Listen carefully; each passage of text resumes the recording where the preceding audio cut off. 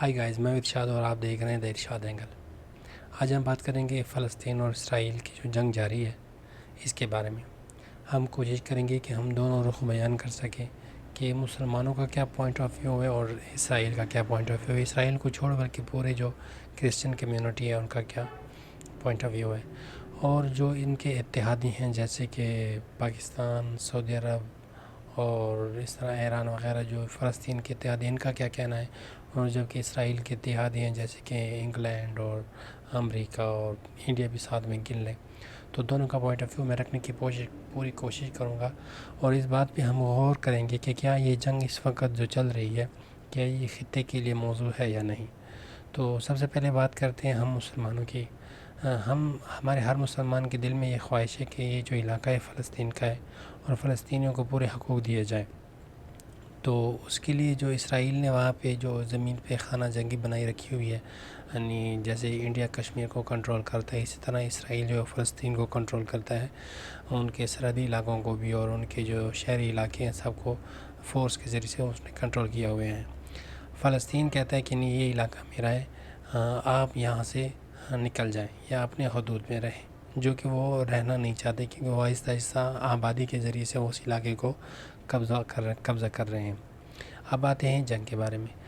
اب جتنے بھی اسرائیل کے اتحادی ہیں انہیں تو بڑھ چڑھ کے کھلا اتحادی ہونے کا ثبوت دیا ہے، جیسے انڈیا ہو گیا، امریکہ ہو گیا، انہوں نے ساتھ دینے کی یقین دہانی کروائی ہے، انگلینڈ کے وزیر اعظم نے بھی بیان دیا ہے۔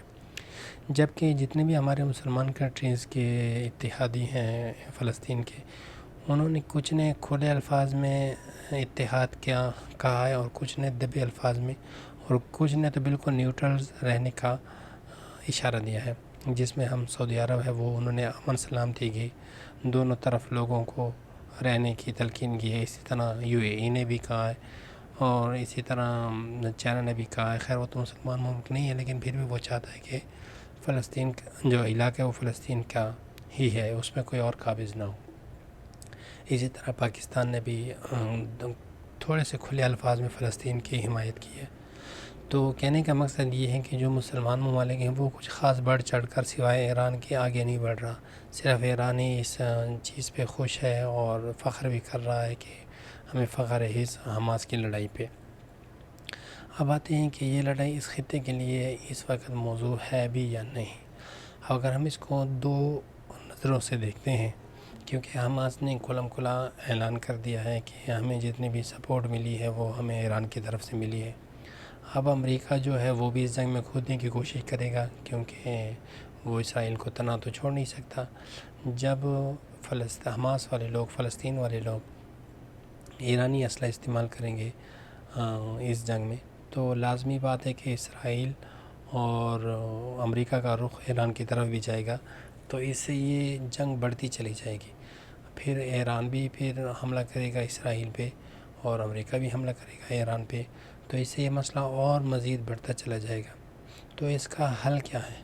تو اس کا حل یہ ہے کہ فوری طور پر جنگ بندی کی جائے اور اپنے افواج کو واپس بلا لیا جائے، اور جتنے بھی اس جنگ میں ابھی تک شہید ہو چکے ہیں یا ان کی جو فوتیاں ہو گئی ہیں وہ اپنے جو ان کے جسم ہیں وہ اٹھا لیں، جو مریض ہیں ان کو فرسٹ ایڈ دیا جائے، کیونکہ جب تک جنگ چل رہی ہوگی اس میں کوئی پتہ نہیں چلتا کہ کس کو کہاں پہ ہٹ کر دیا جاتا ہے۔ تو جنگ بندی بہت ضروری ہے، اور ویسے بھی یہ جنگ فی الحال میرے خیال سے ٹھیک ٹائم نہیں ہے، کیونکہ ہمارے جو مشرق وسطیٰ کے جتنے بھی ممالک ہیں جیسے میں دبئی اور سعودی عرب، یمن، اس طرح ترکی، پاکستان، ان کے حالات کچھ خاص ٹھیک نہیں ہے، اثر و رسوخ ان کا اتنا اچھا نہیں ہے جیسے کہ یورپ کی کنٹریز کا ہے۔ تو فی الحال اس کا وقت ٹھیک نہیں تھا، لیکن پھر بھی ہم کوشش کریں گے، دعا کریں گے کہ مسئلہ جلد سے جلد حل ہو جائے، فلسطین اپنے علاقے میں سیٹ ہو اور اسرائیل جو ہے وہ اپنے علاقے تک ہی محدود رہے۔ اس چینل کو ضرور سبسکرائب کریے گا۔ کوئی سوال جواب ہو تو مجھ سے کامنٹ میں پوچھیں، انشاءاللہ میں جواب دینے کی پوری کوشش کروں گا۔ اپنا بہت سارا خیال رکھیے گا۔ اللہ حافظ۔